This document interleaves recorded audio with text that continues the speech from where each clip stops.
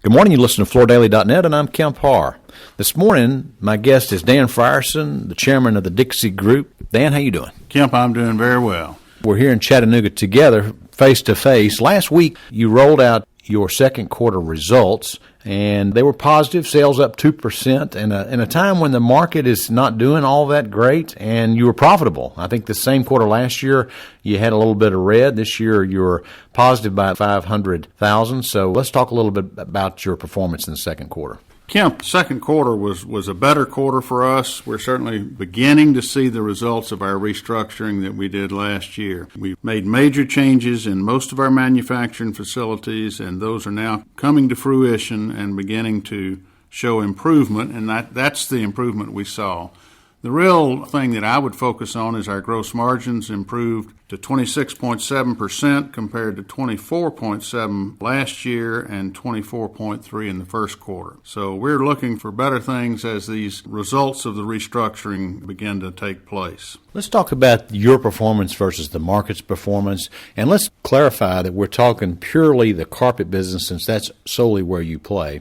So in the commercial business, the market is up roughly 3%. You were up in the second quarter 6.7%, and the residential market is down almost 4%, and you were flat. So you continue to outperform the market, right? We have outperformed the market for several years now, and that really speaks to our big introduction of new products, our sample costs, and those kind of things. But if you go back to the 2009 when the industry really hit bottom, we are up since then over 100%. And most of that organic growth, not acquisition. The industry is only up around 12%, and that's in dollars. Units even lower than that. So we've had a very successful strategy. It is now about bringing that to the bottom line through the restructurings we did last year. But looking at second quarter, commercial was strong. We think it will be strong for the rest of the year. Our Maslin commercial was particularly strong. Atlas is really just beginning to show favorable comps. It was not showing favorable comps in the second quarter.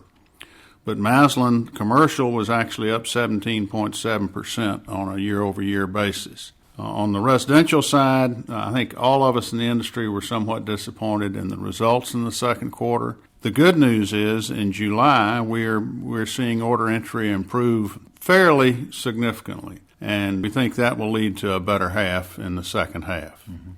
Well, let's talk about a couple of things we noticed from the second quarter performances with even with other companies. Interface said that their office sector was up 12%. So are you seeing that kind of growth in the office sector as well? We're seeing good growth in the office sector. We're also seeing the hospitality business improve pretty significantly.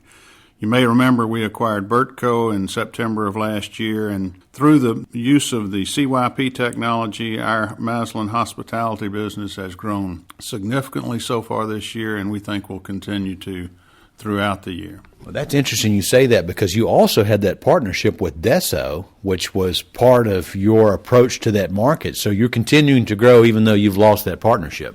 You know, there are not many companies that form two partnerships in a year and also end those two partnerships in a year. But Tarkat's acquisition of Deso changed the dynamics of those partnerships, and therefore we did end them around year end. In a way, with the Bertco acquisition, that has worked pretty well for us. It's given us much more focus on hospitality, and therefore I think much better business there. And most people know Dixie plays in all sectors. You service the home centers with some product. You service the independent retailers with several great offerings. One being, you're still probably the biggest seller of Stainmaster branded nylon carpet. And you've had actually some good growth in that area, haven't you?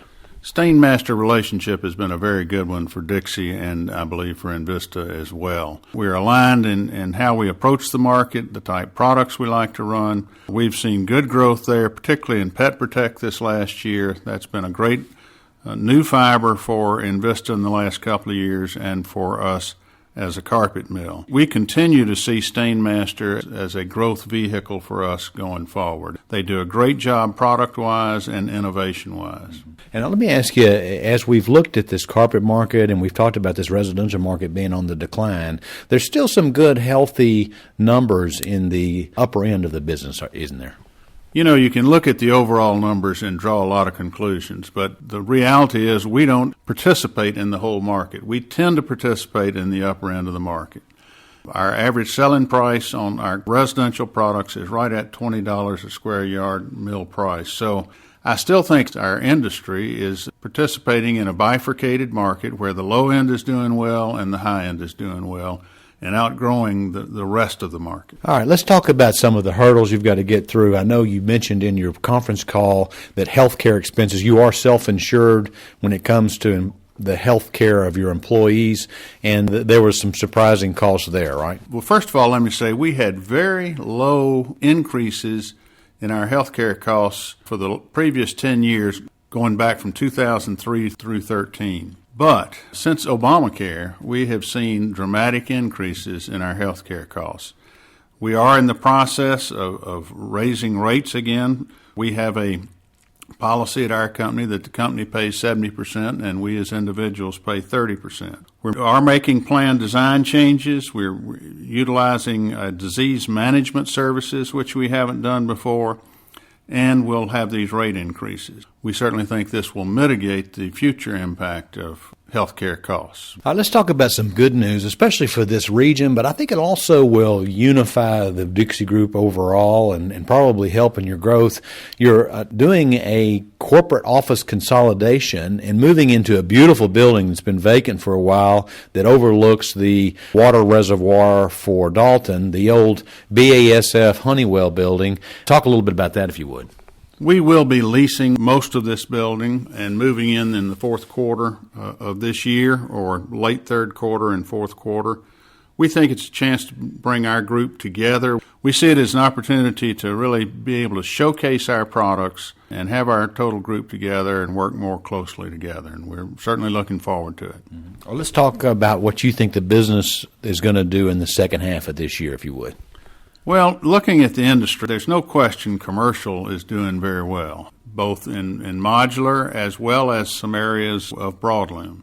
You know, I mentioned Atlas earlier and might go back to that for a minute. In 2014, we introduced very few products at Atlas because of the acquisition, number one, but also waiting on technology. We got that technology later in the year, therefore we didn't introduce many products in 2014. We've gotten a number of new products out now in early 15, and for the first time in July, we're beginning to see favorable comps there. But looking at the industry, we think it'll be strong, and we certainly feel like we can continue to outperform the industry. On residential, we're certainly hopeful the industry does better in the second half than it did, particularly in the second quarter, and we're seeing order entry improve in July and early August. Now, this technology you're talking about, that's new tufting equipment primarily, right? Yes, and we have a lot of new tufting equipment. We've invested heavily in the last 3 or 4 years. That's been part of what differentiates us from a lot of our competition, is staying abreast of new technology, whether it's the iTuff machine or the ColorPoint machine. We feel like that has helped differentiate us and help us, with the help of very creative people, introduce products that are beautiful and well accepted in the marketplace. All right, one last thing we need to talk about before we go is the big news that was announced last night that Bob Shaw Engineered Floors has announced that they're about to finalize a site for a modular carpet tile plant, and that's a little bit of a surprise, isn't it? I think it will be a surprise to most people. Bob has really committed to the residential side. I assume this means he will be doing a significant amount on the commercial side as well.